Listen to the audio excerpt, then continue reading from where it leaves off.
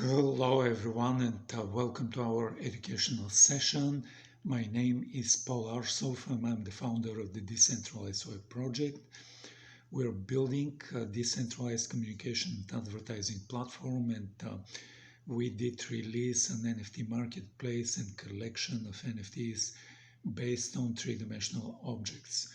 But I'm going to talk about this, I'm going to come back to this in the end of this presentation. And the topic of our presentation today is signaling high status, alternative and distinctive ways. This is part one of multi-part presentation, and this series of presentations, they're touching on psychology, on behavior, and on luxury goods.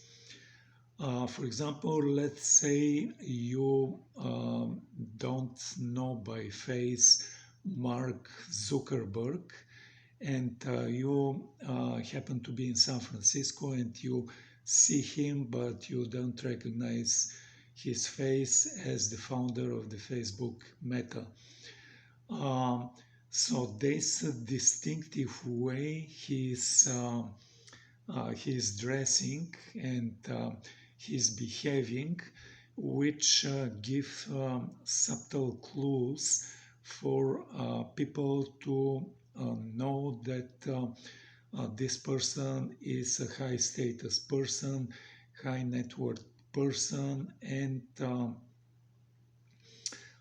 if you look at what he's wearing, for example, what looks like an ordinary t-shirt, ordinary pants, or anything else he is wearing, it has very much higher price tag compared to similarly looking items which are worn by millions of people. But let's start the presentation. And so in the past decades, traditional luxury goods and conspicuous consumptions have become more mainstream, and it lost some of their signaling value. New alternative signals of status, for example, vintage or inconspicuous consumption or ugly luxury, have progressively emerged. The research applies grounded theory method to establish a novel framework and systematically unifies existing concepts, findings, and observations of alternative signals of status. So in this presentation, we're proposing a framework which organizes alternative signals in terms of their distance from traditional status symbols, and categorizes them along six different dimensions. The first one is time, like old versus new. The second one is quantity, many possessions versus few possessions. The third dimension is conspicuousness, like conspicuous versus inconspicuous. The next one is aesthetics, beautiful versus ugly luxury. The next one is culture. So like on one hand we have highbrow culture, and on the other hand we have low-brow and humble culture. And the last dimension is based of life slow versus fast. This framework captures various consumption phenomena um, related to status signaling, unifies existing theories, and generates a fruitful agenda for your own research. Um, the goods, brands, and preferences that convey status and grant distinction in a given moment, we can think of them as constantly evolving. Typically, status signals tend to trickle down through society from the upper classes to the lower classes. Elites adopt new signals, and other groups soon start to imitate them to enhance their own social standing and communicate desired identities. However, once exclusive status markers, when they become mainstream, the top strata abandons these consumptions habits and move on new and different signals, re-establishing their distinction from the rest of the masses. Thus, the process of status signaling and distinction in consumption are characterized by adoption of new and alternative signals that reinstate, at least temporarily, a distance and symbolic boundaries between like high status and lower status, uh, like big mass of people. When high status consumers abandon their previous status symbols, what they do adopt next. While the abandonment of products and dissociation from previous taste in the face of imitation are well established, the understanding of new and alternative signals of status is fragmented and unorganized. Some research emphasizes that elites often reinstate distance by moving on to even higher end signals, such as even more exclusive cars or even more exclusive jewelry or exclusive vacations. This upgrading strategy is indeed the default course of action for the elites, but it is not the only one. An increasing body of work documents alternative status signaling strategies that depart from this model. For example, rather than trickling down from the top, some new status signals arise from marginalized groups or subcultures. For example, gamers or punks or bikers. Rather than opting for newest luxuries, vintage accessories from the past have gained momentum among the high-end brands and celebrities. Instead of ostentatiously displaying their material possessions, some high-status consumers opt for inconspicuous consumption.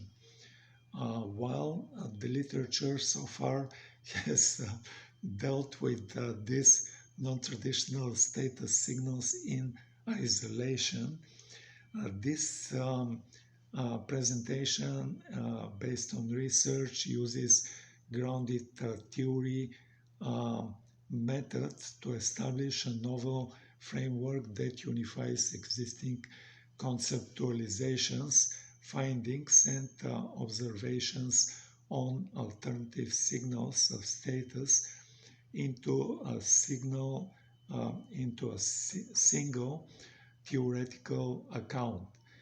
Specifically, this proposed framework of six distinction and categories, alternative signals in terms of their distance from traditional status symbols along the continua of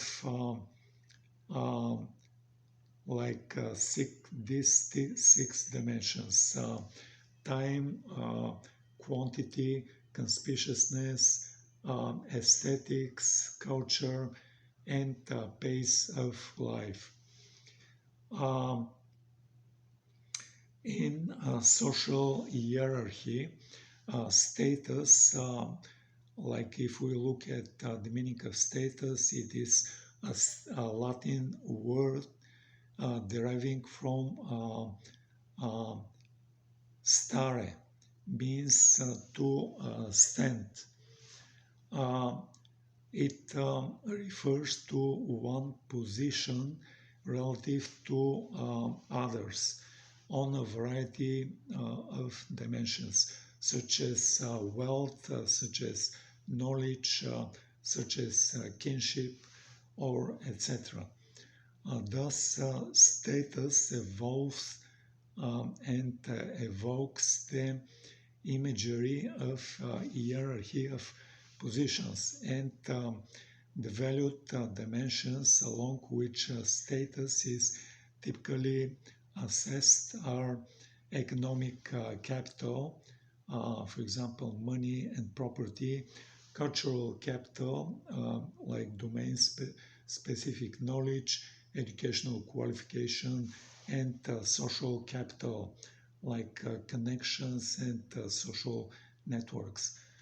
Social hierarchies and status differences are ubiquitous and emerge in all social environments.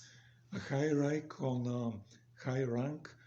a valued dimension generates respect, esteem, and admiration in the eyes of others, and comes with a plethora of material, psychological, and social benefits, such as better access to scarce resources, superior mating opportunities, better physical health, and higher sense of freedom and control over life outcomes, greater compliance and influence over joint decisions, and favorite treatment in social interactions. Given all these upsides, it is no surprise that those occupying higher positions in hierarchy want to distinguish and distance themselves from those occupying lower positions to enjoy the benefits of their ranks.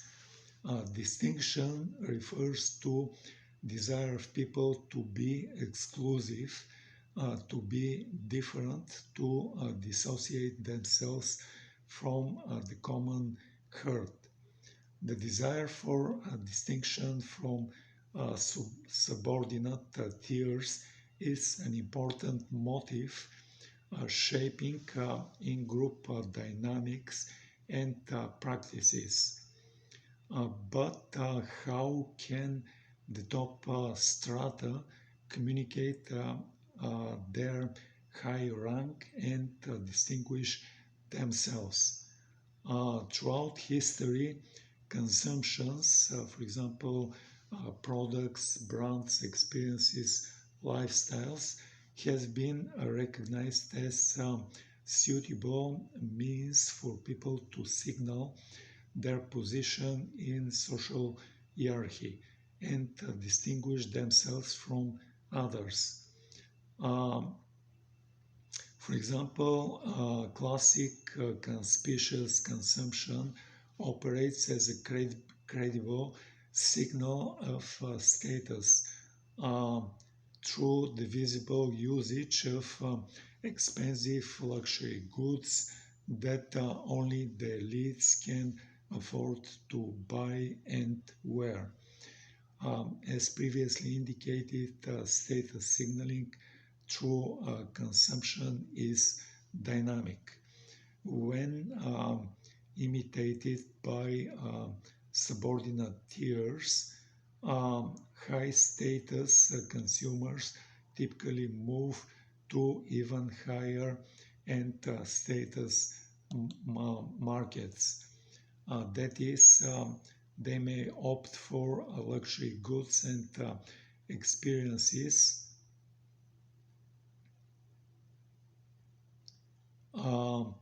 that only the elites can afford. As previously indicated, status signaling through consumption is dynamic. When imitated by subordinate tiers, high status consumers typically move on to even higher end status markets. That is, they may opt for luxury goods and experiences that are even more expensive and even more difficult to obtain than current ones.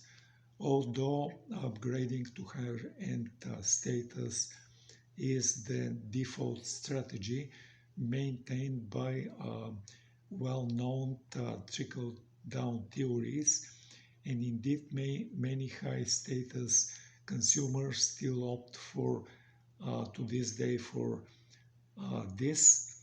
Several economic and cultural changes have progressively diluted the signaling power of these traditional status um, uh, markers. Ambitious growth target and aggressive downward brand extension strategies, manufacturing methods transitioning to mass production instead of craftsmanship, proliferation of distribution touchpoints, including discount outlets and online channels, an increase in quality and reach of counterfeits, a growing availability for platforms for renting and buying used luxury goods have all led to so-called the democratization of luxury goods and the widespread possibility to shop for a luxury at all price points. Moreover, traditional luxury goods are increasingly stigmatized and associated with some dark sides. For example, an appreciation for conventional consumption is becoming a signal of inauthenticity. And it's becoming also signal of coldness, signal of selfishness, and signal of undesirable ulterior motives, and even a signal of immorality.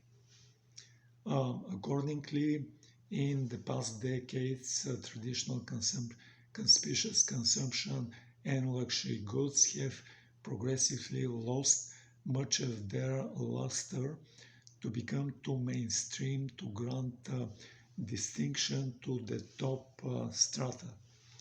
In parallel to this dynamic of dilution of traditional status symbols, several new and alternative status symbols strategies have emerged. In addition to those traditional mentioned previously, ugly luxury, um, voluntary simplicity, and business at work, um, like they're all gaining popularity among the top strata. These emerging status symbols are alternative, and they depart from at least one dimension, uh, from convenient forms of luxury consumption that emphasize upscale vertical differentiation and resource intensive products. Importantly, for those non-traditional behaviors to operate as signals of status and thus grant a distinction from subordinate tiers, they also need to be costly. The signal's costliness makes it credible and diagnostic of superior standing, as not everyone in a society can beat this cost, and no one in the society can bear this cost. In the absence of some type of cost, a status signal is just cheap talk, because anyone can adopt a costless signal. Its diagnostic power is conveying a high rank, um, like the power to convey a high rank is close to null and zero. Signaling cost may assume different forms. Investing economic capital and spending money are possibly the most intuitive forms of signaling costs. Instead, a high price tag is first association when consumers think of status enhancing goods. However, even when signaling status through expensive luxuries, money is not the only cost. To buy some rare goods, for example, like a new Ferrari car or a Hermes Birkin bag. Consumers also need a certain amount of social capital and connections to navigate the long wait list. Furthermore, many luxury goods, such as uh, more subtly branded products, are costly because, in addition to money, they require high level of knowledge.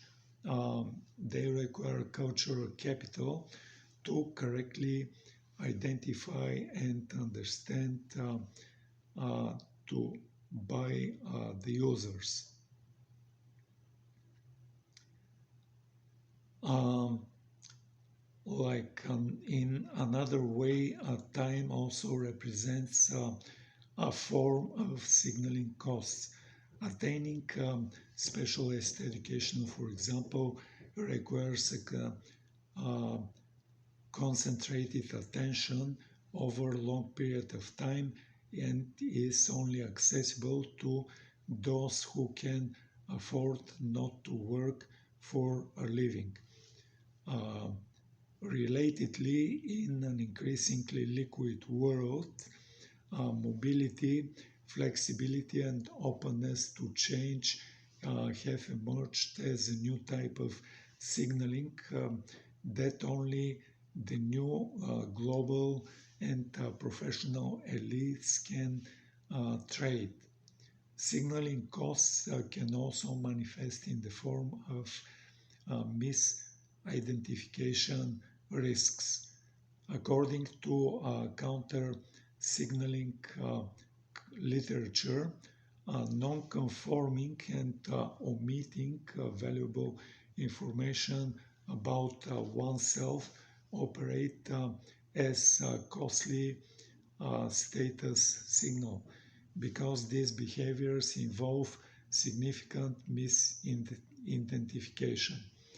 And lastly, self-sacrificed and reduced product performance are relevant forms of costs in case of signaling through uh, sustainable luxury and green products. As in the case of traditional luxuries, the superordinary motive for adopting alternative status symbols is a desire for distinction.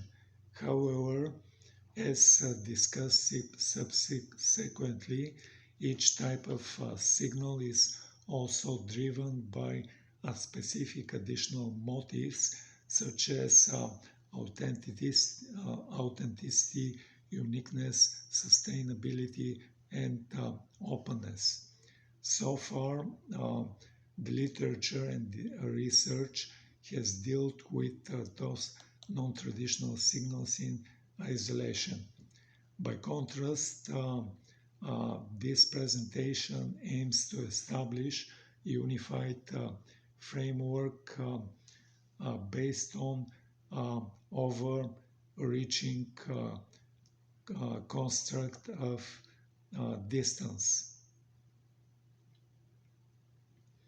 And like with this set, I'm going to be ending this presentation and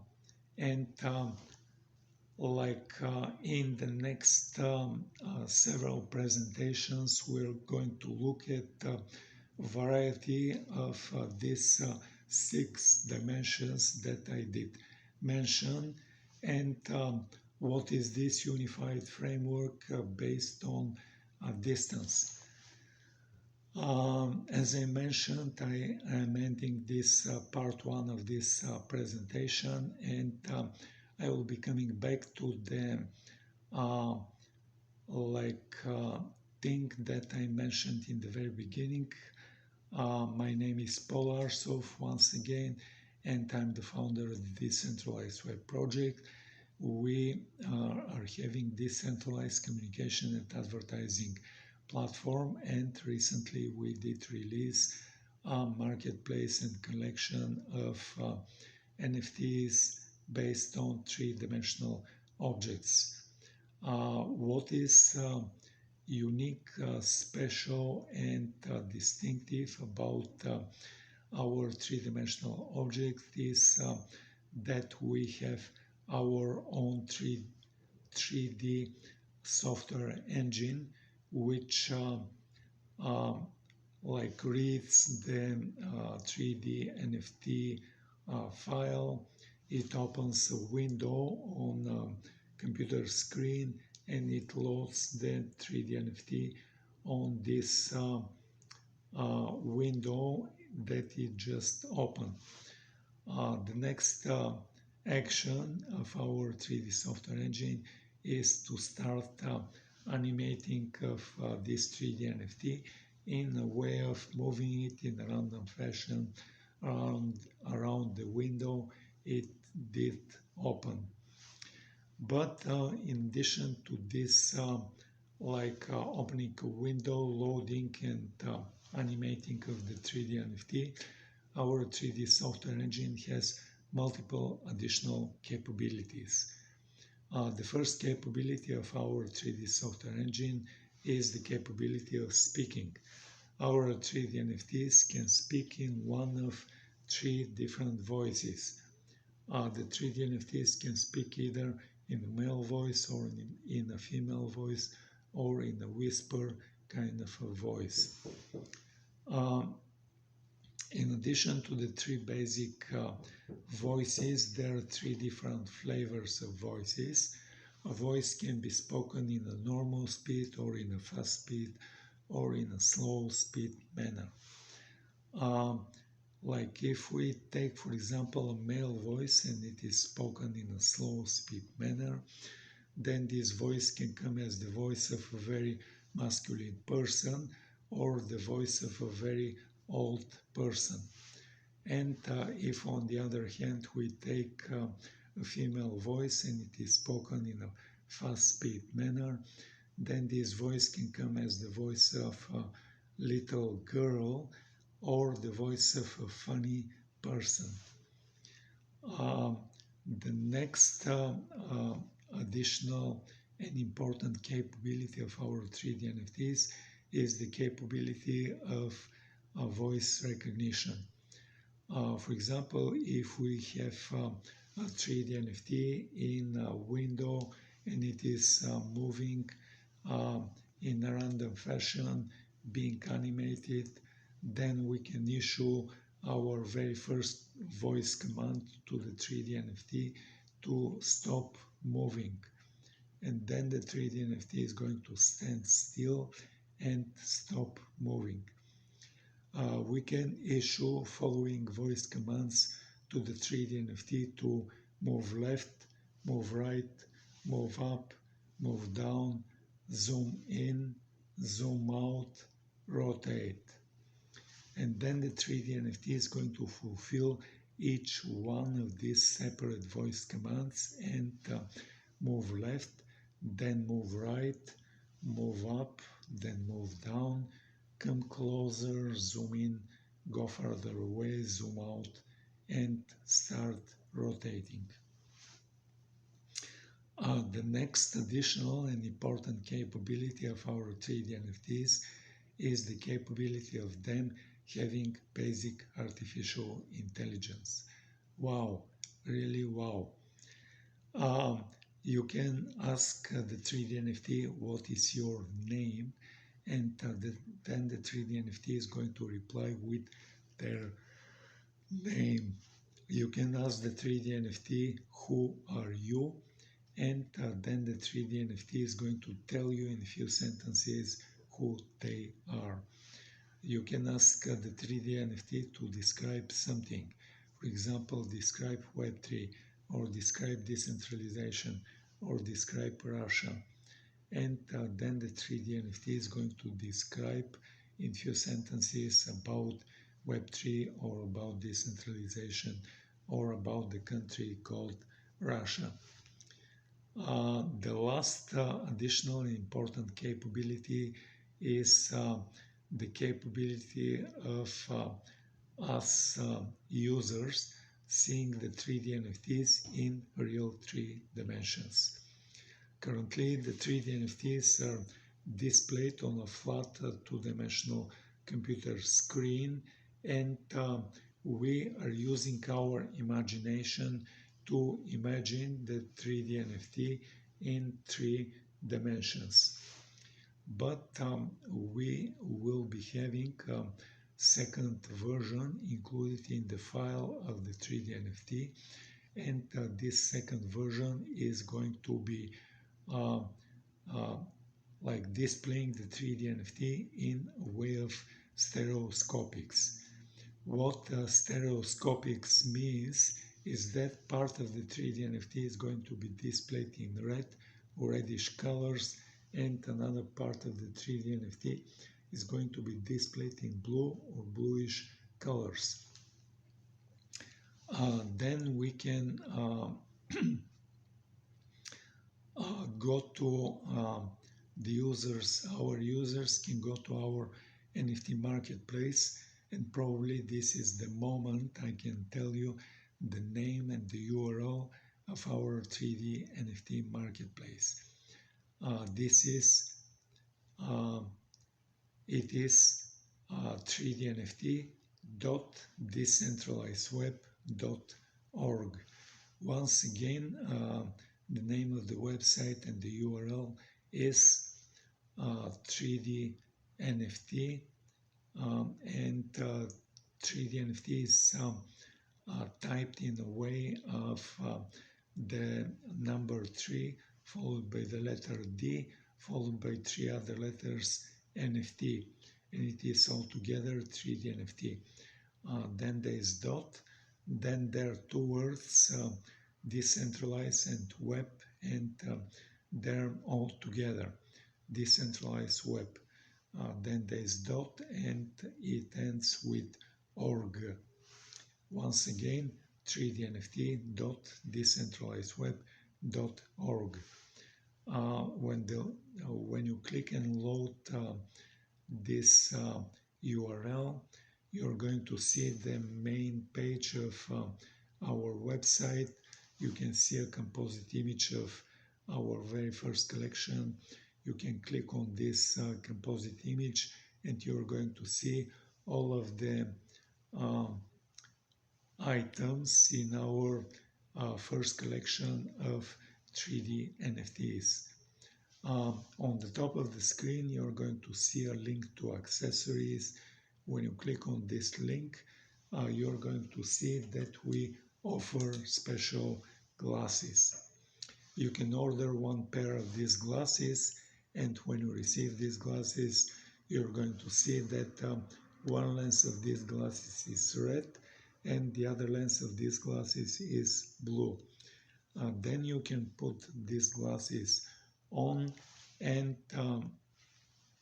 you can request displaying of the 3D NFTs in a way of stereoscopics, and then you are going to see the 3D NFT as coming out of the flat two-dimensional computer screen, and you're going to see it in real 3 dimensions. And with this said, I'm ending this going over the 3D NFT software engine and our 3D NFT marketplace. But let me tell you also a little bit about our 3D NFT marketplace. It has a collection of 3D NFTs, and this collection is deployed on our own blockchain instance.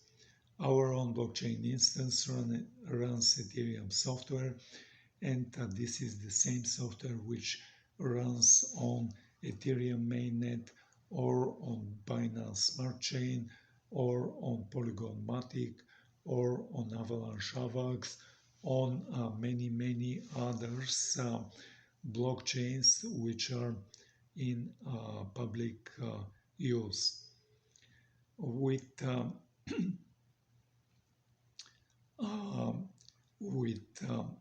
running our own blockchain instance, then we do not charge you, our users, gas fees for deployments of the smart contracts for the non-fungible tokens, and we do not charge our users for transactions of transfer of ownership from one user to another user.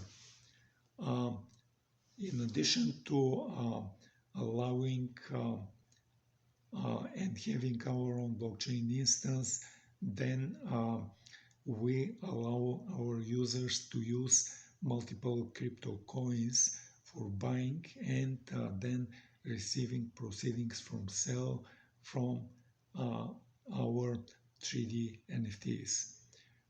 Currently, we have choice of 4 different coins, and the choices include Polygon Matic, Avalanche Avax, Qcoin, which is a big centralized crypto exchange.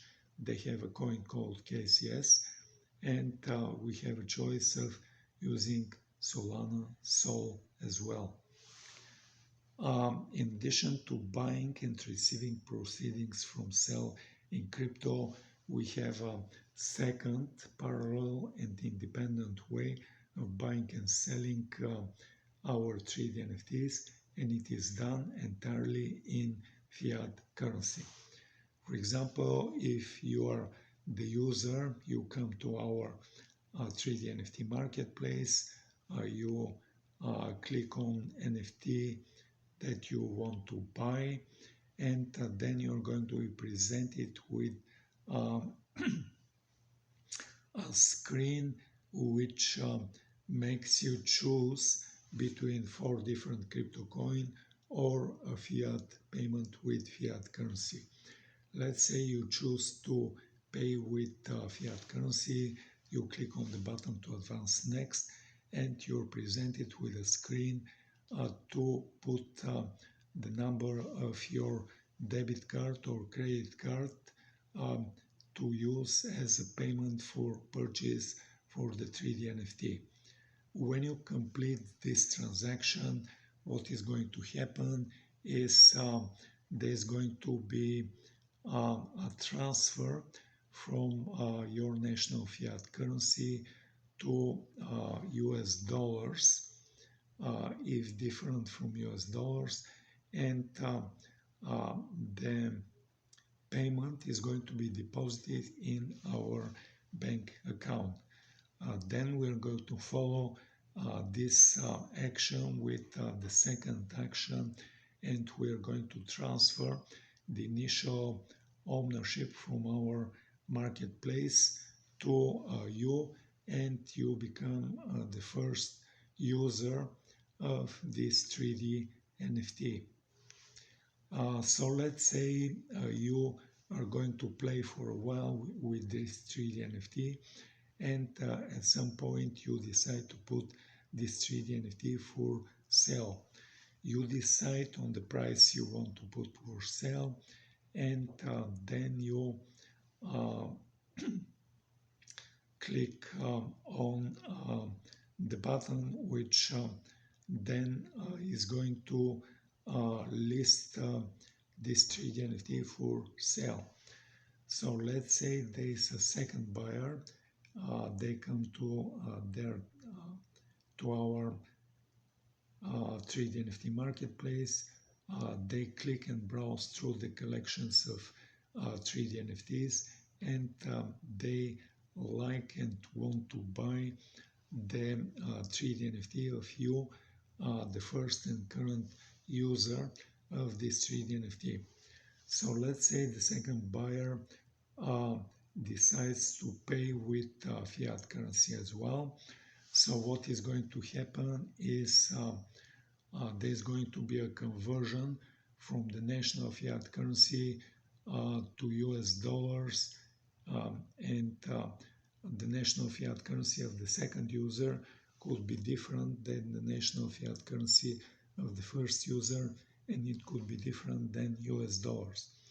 So like after the conversion of the payment of the second user to US dollars, it is deposited in our bank account. Then we are following this first action with a second action of transfer of ownership from you, the first user, and the second user now becomes owner of this 3D NFT. Then we're going to follow this second action with a third action, and we're going to be having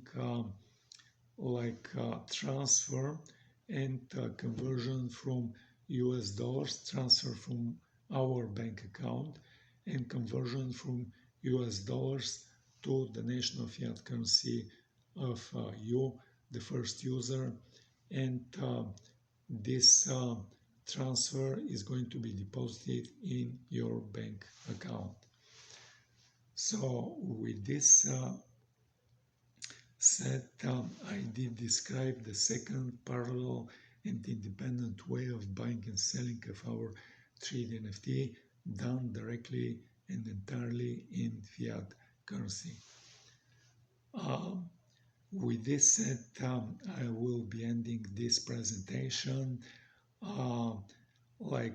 Keep looking for part 2 of our presentation of signaling high status. Thank you for coming, thank you for listening and viewing. Have a nice day, have a nice evening, and goodbye.